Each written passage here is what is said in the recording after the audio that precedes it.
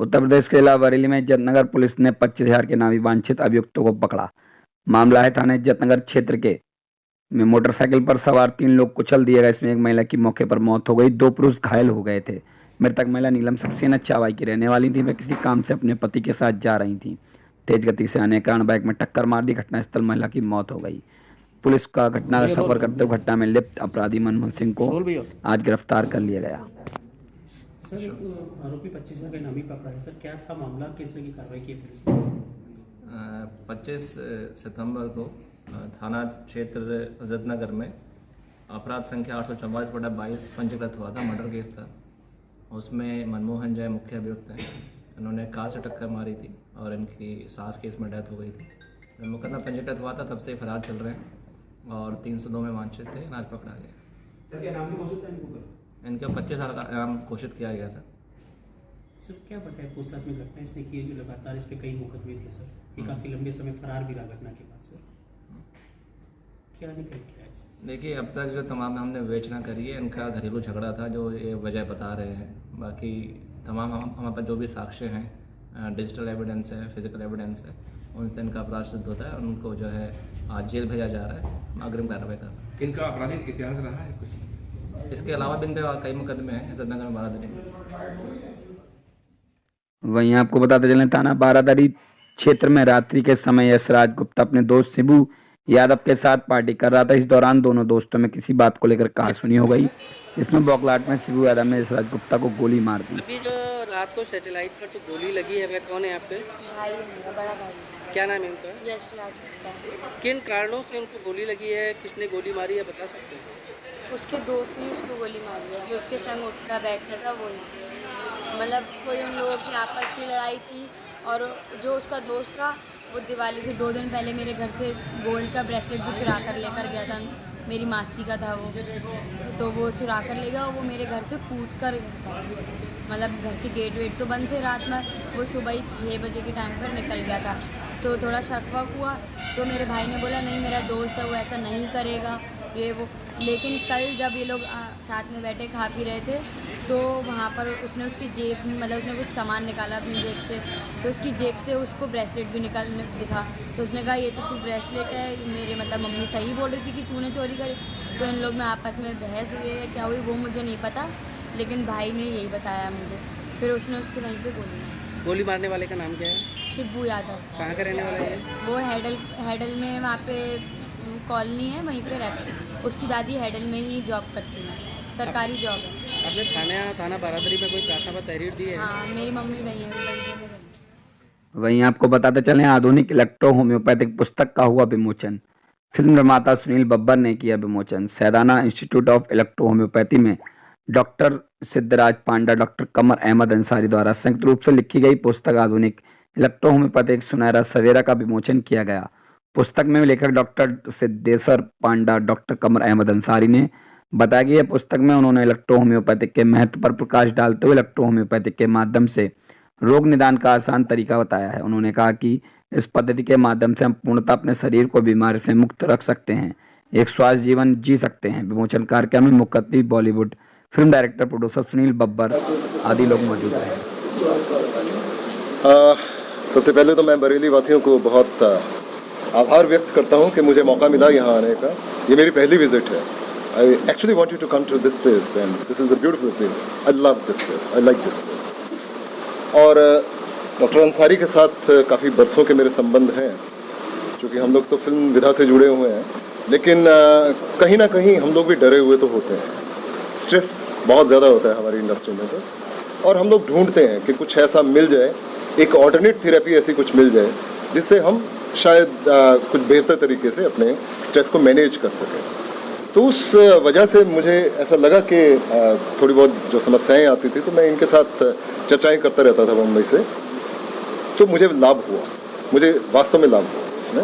हाँ, बाकी ये चीज़ ज़रूर थी, मेरे लिए भी नई बात थी। इलेक्ट्रो होम्योपैथी जो नाम दिया गया था, मैं इसको इलेक्ट्रोपैथी के नाम से भी जानता हूँ, क्योंकि आप इंटरनेट अगर गूगल करते हैं तो आपको मिलता है, इसका इतिहास भी मिलता है कि बहुत पुराना इतिहास है और लाभकारी तो है। और अगर किसी तरीके से हम ये भी मान के चलें कि अगर ये निर्धन के लिए या अगर बेसहारा के लिए अगर ये सस्ता एक एक साधन हो सकता है तो ये बहुत ही अच्छी बात है जी।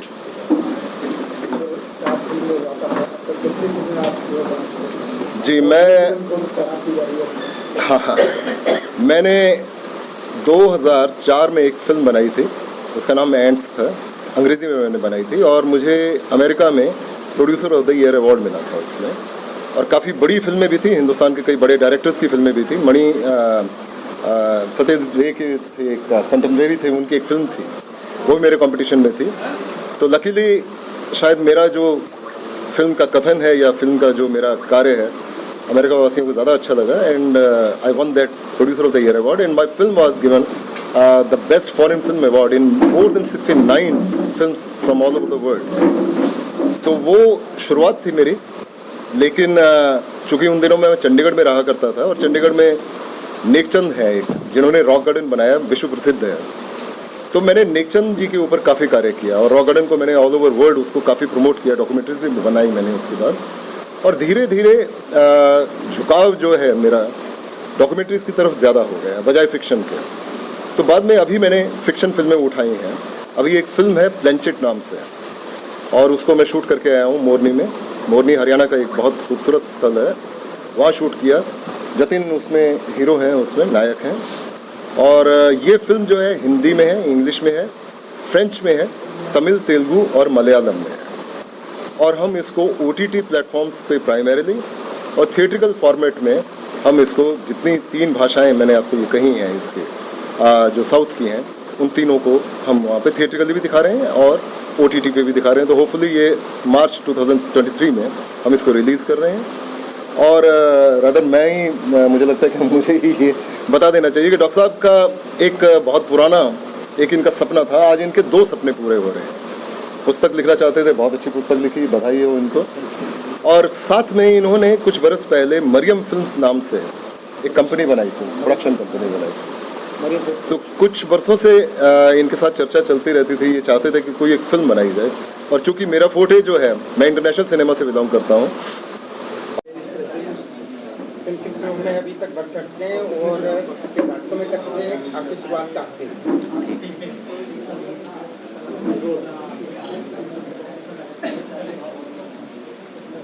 नमस्कार। सर्वप्रथम तो मैं यहाँ पे इनको बधाई देना चाहूँगा हसरत अली जी को, डॉक्टर कमर अंसारी जी को और हरीश पटेल जी को कि उन्होंने मुझे आमंत्रित किया इस पुस्तक विमोचन कार्यक्रम में। और बहुत बहुत बधाई देता हूँ सिद्धेश्वर पांडा जी को और डॉक्टर कमर अंसारी जी को, जिन्होंने ये पुस्तक लिखी है आधुनिक इलेक्ट्रो होम्योपैथी एक सुनहरा सवेरा। तो बाकी तो डॉक्टर साहब ने इलेक्ट्रो होम्योपैथी के बारे में काफ़ी डिटेल में बताया है, तो मैं उसके बारे में नहीं बोलना चाहूँगा, बट मैं उनको बधाई ज़रूर देना चाहूँगा कि एक उन्होंने ऑल्टरनेटिव एक पद्धति के ऊपर काम किया है, जिसे पढ़कर स्टूडेंट्स या फिर एस्पायरिंग डॉक्टर्स को बहुत कुछ इलेक्ट्रो होम्योपैथी के बारे में सीखने को मिलेगा, जानने को मिलेगा। जी देखिए, मैंने डेब्यू किया है इंटरनेशनल फीचर फिल्म प्लेंचेट से, और जिसके निर्माता और निर्देशक सुनील बब्बर जी हैं। और अभी आज मैं यहाँ पे बरेली में आया हूँ। एक जैसा कि मैंने अभी बताया आप लोगों को कि इलेक्ट्रोहोम्योपैथी चिकित्सा पद्धति भारत की 5वीं चिकित्सा पद्धति है। हालांकि ये पद्धति का जो जन्म हुआ था वो इटली में हुआ था, और इस चिकित्सा पद्धति के जो जनक थे वो डॉक्टर काउंट सीजर मैटी थे। तो भारत में पिछले 140 वर्षों से इसका प्रचार प्रसार चल रहा है, इसके कोर्सेज वगैरह चल रहे हैं, कॉलेज चल रहे हैं, इंस्टीट्यूट चल रहे हैं, इसकी बहुत सारी संस्थाएं काम कर रही हैं। ये बड़ी ही प्रभावशाली और हानिरहित चिकित्सा पद्धति है। ये इसको हम कह सकते हैं कि ये 100 के 100% हर्बल है। जैसा कि आजकल आधुनिक चिकित्सा पद्धति में जो दुष्प्रभाव देखने को मिलते हैं वो इसमें बिल्कुल भी नहीं है। इसे आसानी से लिया जा सकता है, बूढ़ा, बच्चा, जवान, निर्बल रोगी जो है इसको ले सकता है। और असंख्य रोग जो होते हैं, लाइलाज जो बीमारियां होती हैं, ये उसमें भी कारगर है।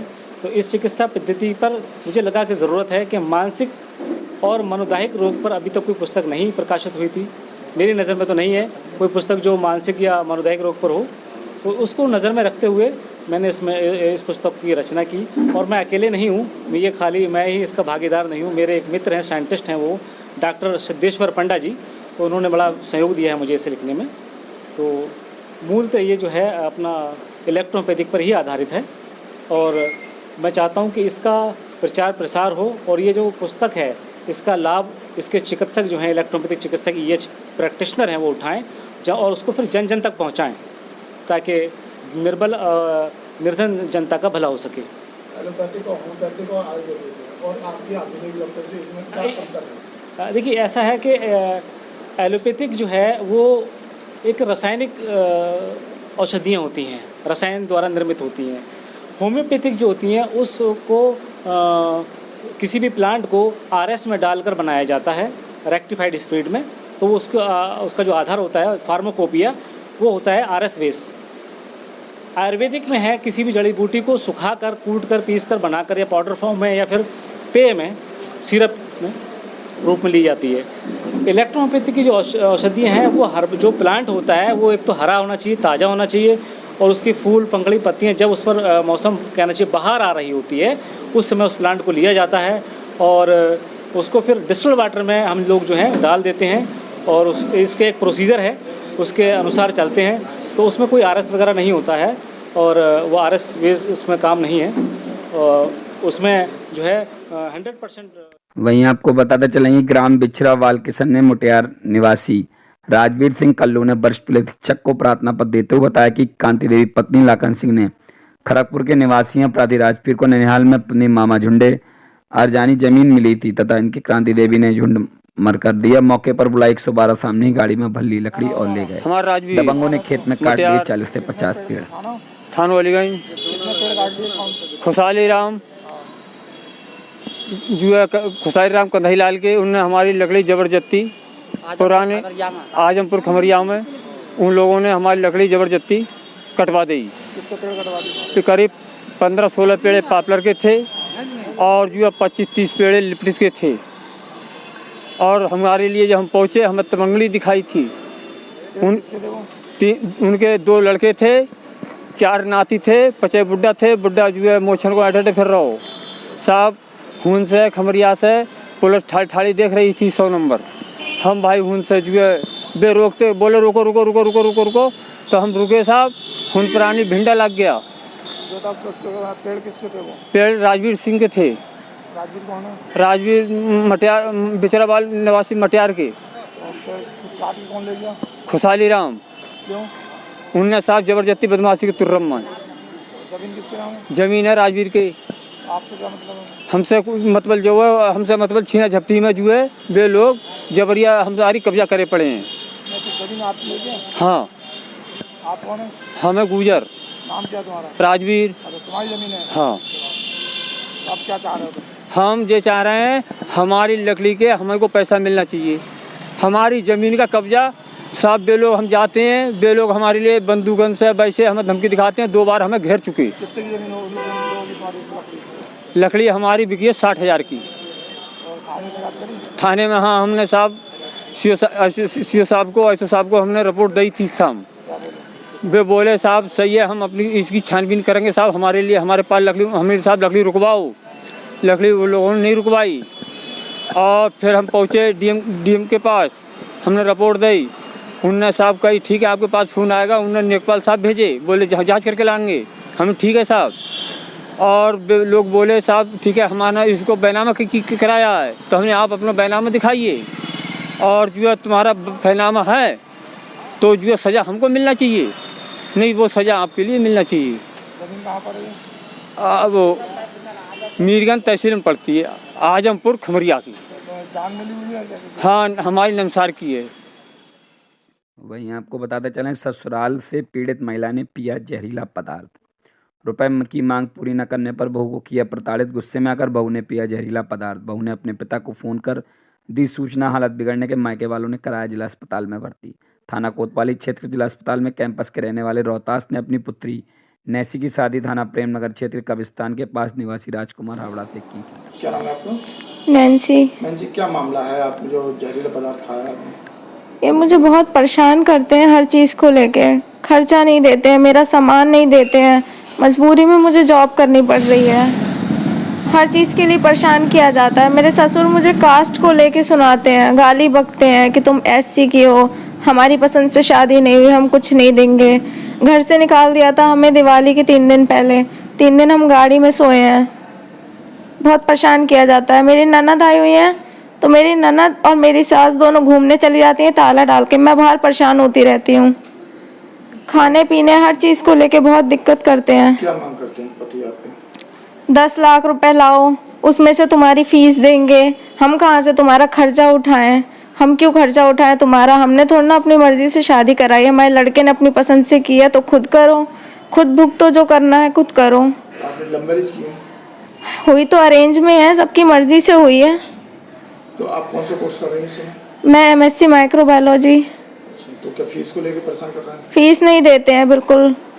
मेरे हस्बैंड भी शराब पी के आते हैं, रात रात भर घर से बाहर रहते हैं।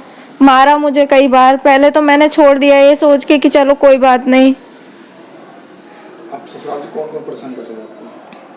मेरे ससुर हैं, मेरे पति हैं, सास हैं, मेरी ननद है, वो भी आई हुई है, वो भी टॉर्चर करती हैं।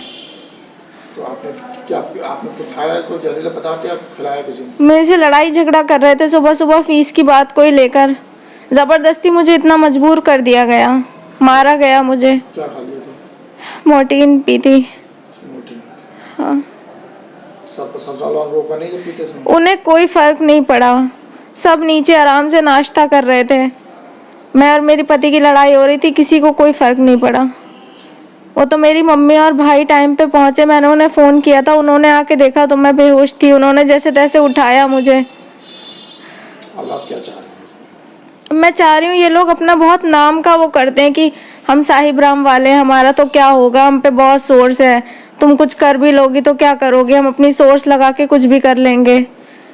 बस इस नाम का उनको कोई बेनिफिट ना मिले, मैं नहीं चाहती। आप कार्रवाई चाह रही हैं? हाँ, मैं कार्रवाई चाहती हूँ। मेरे साथ जो गलत हो रहा है उसके खिलाफ कार्रवाई हो।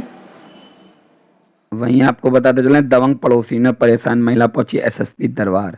थाना सुभाष नगर मोहल्ला बंसी मांझेवाली बगिया में सामने राजू पत्नी दबंग पड़ोसियों को परेशान होकर SSP ऑफिस में शिकायती पत्र देकर कानूनी कार्रवाई करने की मांग की। क्या नाम है तुम्हारा? हमारा नाम राजू रानी है। क्या मामला आपको बताओ? ये मामला हमारे घर से हमें भगाना चाहते हैं जो लोग जिले एटे के लोग हैं। कौन है तुम्हारे? सुनीता है, प्रशांत है, अब्बू है, देवा है और कुछ हमारे कोई नहीं है, पड़ोसी हैं। क्यों भगाना चाह रहे हैं? जो हमारे जो कहते हैं हमारे पास पैसा बहुत है, 2 लाख रुपए ले यहाँ से छोड़ और नहीं तो तुझे जान से मार देंगे हम। बिल्कुल ही कई बार घर में घुस चुके हैं। दबंगई से क्या कहते हैं भगाना चाहते हैं हमारे लिए। कहते हैं जिला एटा के लोग हैं, हमने गोलियां चलाएंगे, कितों को भगा दिया वहाँ पे। तू कौन सी चीज़ है? क्यों भगाना चाह रहे हैं? क्या मतलब कब्जा करना चाहते हैं मेरी जगह पे। हाँ, कब्जा करना चाहते हैं। हाँ, तो मुकदमे मैंने मुकदमे कर दिए, उसका दबाव मेरे ऊपर डाल रहे हैं, जिससे जो लोग कल भी मेरे घर में घुसे हैं। हाँ, जो कह रहे हैं मुकदमे वापस ले, जिससे मैं अपने घर भी बेच रही हूँ। मैंने बयाना भी ले लिया है, घर भी बेच रही हूँ मैं। और जब मुझे पूरी तरीके से कह रहे हैं मुकदमे वापस ले, नहीं तो तेरी लाश जाएगी यहाँ से, तू नहीं जाएगी, इस घर से लाश जाएगी। तो मुकदमे की इनने वो कही है कि मुकदमे वापस ले और नहीं तो क्या कहते हैं जो समझ ले। हाँ, थाना सुभाष नगर है, मुझे भगा देते हैं बंसी नगर आके। और कल मैं घर में घुस गई, बंद हो गई। अंदर से जाके मैंने 100 कॉल पे 100 नंबर पे मैंने फ़ोन करा तो पुलिस आई है, तभी ये सब लोग भाग गए घर में से। चाकू छुरियाँ सब ले लेके घुस गए एकदम से मेरे घर में। मैंने अंदर से किवाड़े लगा ली, नहीं तो मुझे कल ही मार देते जान से। वहीं आपको बताया, खुदकोर से परेशान होकर महिला ने खाया जहरीला पदार्थ। बार बार खुदकोर कर रहा था परेशान। महिला ने परेशान होकर खा लिया जहरीला पदार्थ। हालत बिगड़ने पर महिला को उसके पति ने जिला अस्पताल में भर्ती कराया। थाना सुभाष नगर के मोहल्ला रेवंदन निवासी अमित कुमार ने बताया कि बेटे का जन्म हुआ था। खुदकोर से 1,80,000 रुपये उधार लिए थे। उसके बाद धीरे धीरे 1,60,000 रुपये कर दिए गए। उन्होंने अमित कुमार आपके पति ने क्या पी लिया? क्या बात हो गई? कहती ऐसी कुछ जहरीला पदार्थ कुछ खा लिया था। क्यों खाया? वो थोड़े कर्जे के चक्कर में, थोड़ी टेंशन में। वो एक बच्चा हुआ था ना, तो ले लिया था थोड़ा कर्जा, तो वो सारा ही निपट गया। 20,000 रुपये रह गया है। कितना लिया था? 1,80,000 था। अब क्या परेशानी आ रही? अब कुछ नहीं, वही इधर उधर वाले आ जाते हैं ना घर पे, उसकी थोड़ी टेंशन है बस, तभी वही इसलिए खा लिया था। क्या पी लिया उन्होंने? कोई जहरीला पदार्थ। कहाँ के रहने वाले? रविंद्र नगर बताएंगे रोड पे खाना मतलब हैं। खाना क्या? थाना सुभाष नगर।